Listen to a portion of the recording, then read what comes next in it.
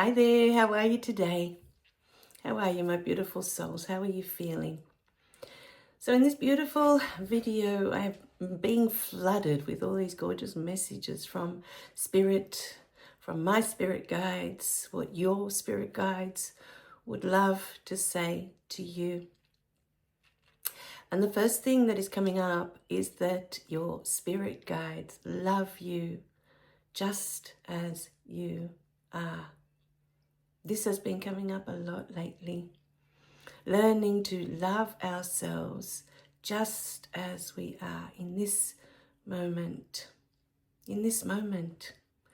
What's come to my awareness in the last few weeks is that we've been taught that happiness, peace, love is always something to attain, to achieve, to get somewhere in the future. It's not here, right now.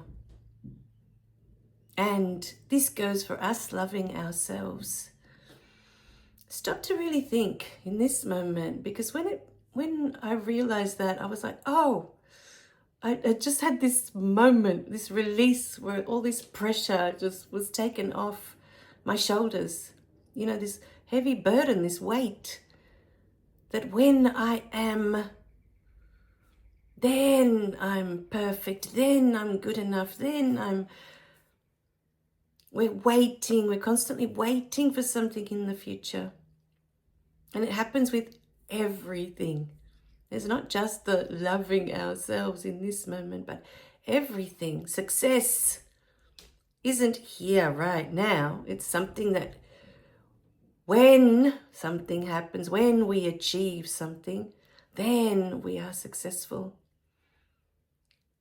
We're not abundant right now. We need to have a certain figure in our bank account in order to be abundant, in order to feel abundant.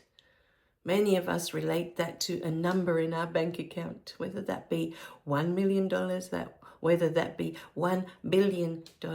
But for us, abundance, for many of us, is a certain figure, a number in our bank account that isn't there in this moment. For many of us, it's in a future moment. It's in the future. It's not here right now. That's abundance. Peace, for many of us, looks a certain way. Certain things need to align for us to be at peace. Love, we need to have a love partner, a romantic. We have this idea of what love looks like. For many of us, we grew up with these gorgeous fairy tales, our Prince Charming or our princess. When we have our beautiful soul partner, our other half, then we have love. Then, only then, when all of that aligns. For some of us, love may look like our children, having our children, finally being parents. And then we are loved. We can be love. What does love look like to you? Let us know in the comments. What is love to you? What does it need to look like for you to know, oh yes, now this is love. I am love. I am being loved. I am loving. What does it look like for you? What does peace look like for you? What needs to happen for you to be at peace? Is it retirement? You're finally done with this job that you've been doing forever. You no longer need to do that. Now, I'm at peace. Now, finally, I can breathe. All of that is over. Does peace look like your children are all grown up and they've left the nest and now, finally peace and quiet?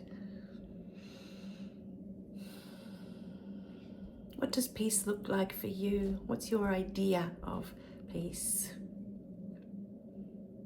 What about joy? What does happiness look like for you? What needs to align in your life for you to finally be happy? Now, in this moment, what's coming up, my beautiful spirit guides are bringing forward to share with you, is that your spirit guides love you just as you are. Not thinner, not smarter, not wealthier, not fitter, not younger, not older. But right now, in this very moment, they love you just as you are, just as you are. Not a different gender, not a different color, not a different race. Oh, if you were only that particular race, then your spirit guides can love you. No. They love you just as you are. And what they want to remind you is that your soul chose all of it. Your soul chose the religion that you were going to be born into. Your soul chose the race that you were going to be born into. Your soul chose the gender. It chose all of it. The body, your vessel, what you were going to be moving around in. Just like you go and choose a car from the car shop, from the dealer. You go into, the car dealer and you decide, this is the brand that I want. This is the color that I want. Just as you, in your human form, go to a car dealer and say, this is the car that I want. This is the color that I want. These are all the details that I want my car to have. Your soul did the same with your beautiful body. So whatever body you have in this moment, give thanks for it. It is serving your beautiful human journey. Your soul chose it for whatever reason. All those beautiful things that you call flaws or imperfections, your spirit guides love all of it. You know, when we look at flowers in a garden, we admire all those beautiful imperfections in the flowers. No two flowers are the same, even if they're from the same branch, the same plant. The patterns are slightly different. You know, I have this gorgeous camellia bush that grows right outside my front door. And most of them, I'm just looking up here, are this beautiful pale pink color that you see here. Beautiful pale pink and really fluffy camellias, like they're really, I should take a picture at some point. They're finished now because they're a winter flower for us.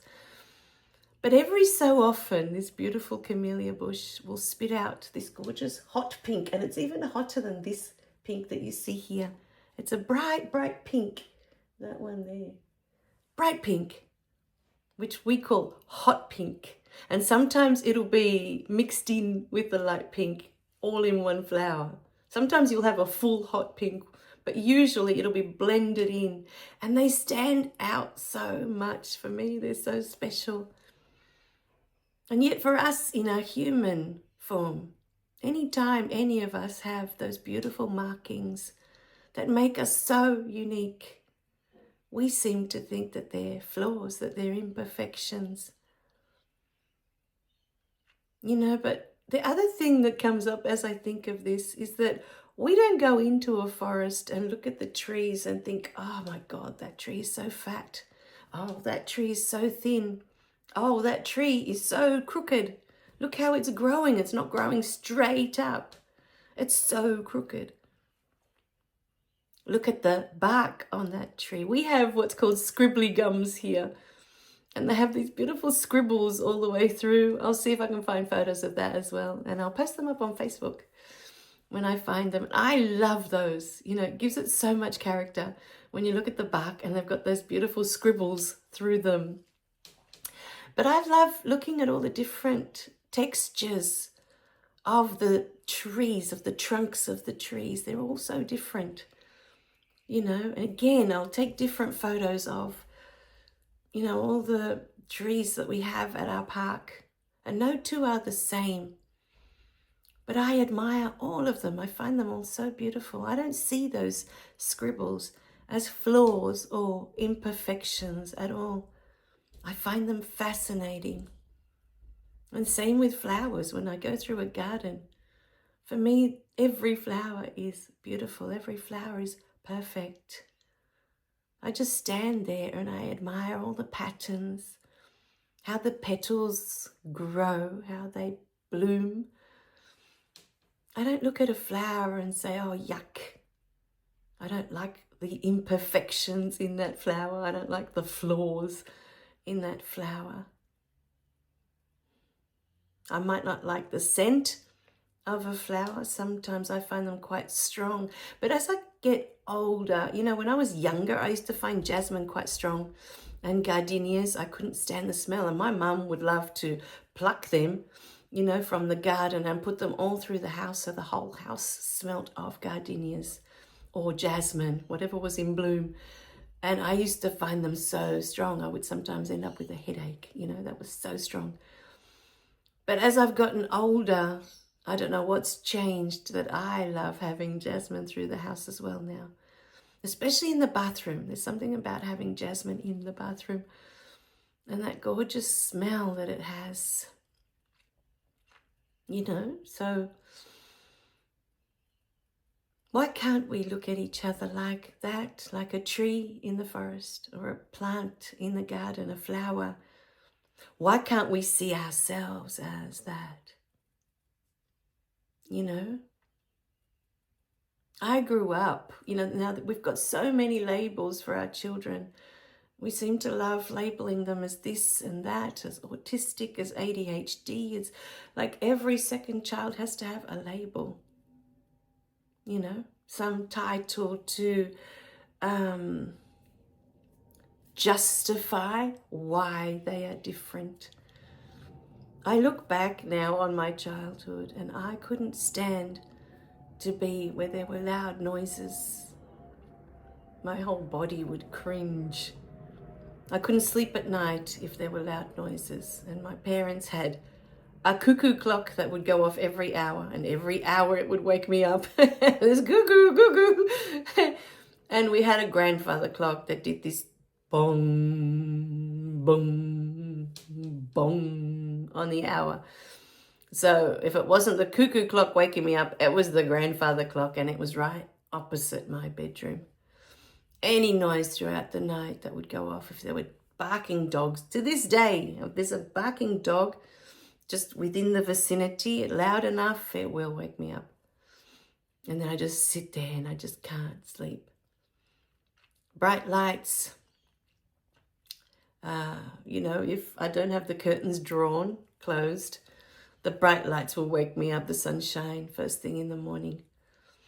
Bright lights at night. I can't even have a bright light in the distance. If it's in my peripheral vision, I can't go to sleep. And so now I look back and all of that was in play when I was little as well. But we didn't have labels for all of that when I was little. I just had to deal with it. You know, that it made me uncomfortable, it made me want to jump out of my skin. But I didn't think that there was anything wrong with that. That was just my world. Now, children that are like that can't sleep, you know, climbing the walls with all this energy. My mum would put us to bed at 8 o'clock at night.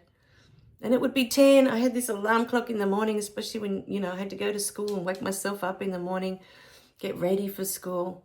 I'd be looking at this digital alarm clock. It would be 10, 10:30, 11 o'clock, and there I was staring at the ceiling. I couldn't get to sleep. And I was like, what was the point of going to bed at 8 when I'm just like, I can feel myself so full of energy, wanting to do more. It was great when I got older because I could stay up till all hours of the night.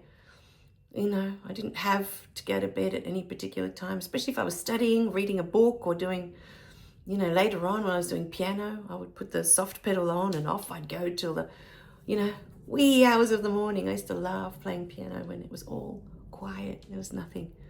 And all I could hear was this gorgeous piano. And that was in my teens, my late teens, you know, 15 and onwards. 16, 17, 18 onwards. I loved staying up till all hours of the night, playing my beautiful piano. And often I stop to think, you know, what if these beautiful beings have these heightened senses because they're here to explore other realms, other dimensions. They're not here to be in the density, you know, in the lower vibrations. They're here to be in the higher frequencies, to explore. But we're not taught how to do that when we are young. We are just sent to school, and if we don't fit in, you know, if we don't enjoy all the subjects in the curriculum, then, oh, there's something wrong with us. But what if, you know, when we look at school and we look at the subjects, what if those subjects are just for what, 1% of the population?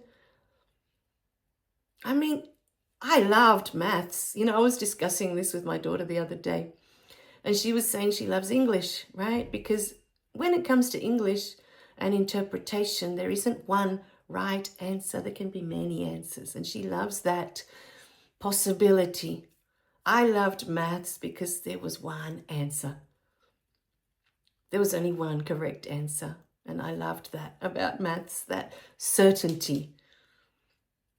That, you know, following the path, the way they had shown us of how to do that, there would be one answer, and that was it. I didn't have to guess. Oh, you know, poetry used to drive me nuts when we studied poetry, because there was so many different ways to interpret it, and it was never the way I was interpreting it. You know, yes, there were 3 or 4 different ways to look at it. I never hit on the right way to look at it. You know, it was never the way I was looking at it. You know, my mind just worked so differently. So I found that daunting, that there could be more than one answer, and there wasn't one specific way of how to work it out, that I could get to that answer. You know, I just didn't like that. I guess control. For me, maths was controlled. There was a path. There was a way to get there. There was an answer. One correct answer. It's a very controlled environment, mathematics. And English, I just found, poetry especially, I just had no control over the outcome. You know, the teacher would be explaining the interpretations, and I would be like, what? You know, how did she get from there to there? It would just be, my mind would just be blown every time. Once she explained it and I saw it the way she explained it, I'd be like, oh, okay. But I was like, I couldn't get there on my own. No way. Not with this brain, with this mind, the way it worked. There was no way, you know. So today, your beautiful spirit guides, my beautiful spirit guides, and spirit, they're inviting you to embrace all the things that make you different. Just like nature, when we look at a bird and its markings are different, just slightly. We know it's of that family. Say, for example, a magpie, they're black and white. But if we stop to study them carefully, they're not all exactly the same. They will always have a particular marking that will make them different. Rainbow lorikeets with all their beautiful colours, if you stop to observe them, you will always be able to find slight marking that's different. So, my beautiful beings, is it time to embrace all of us and those flaws, those imperfections? What if that is what makes us us. Just like the tree, just like the flower. We were never meant to be exactly the same as anyone else. And when we are so, so different, what if it is like that beautiful hot pink camellia that pops up in my beautiful bush while all the others are a light pink? That is you. Embrace that hot pinkness. Embrace all of it.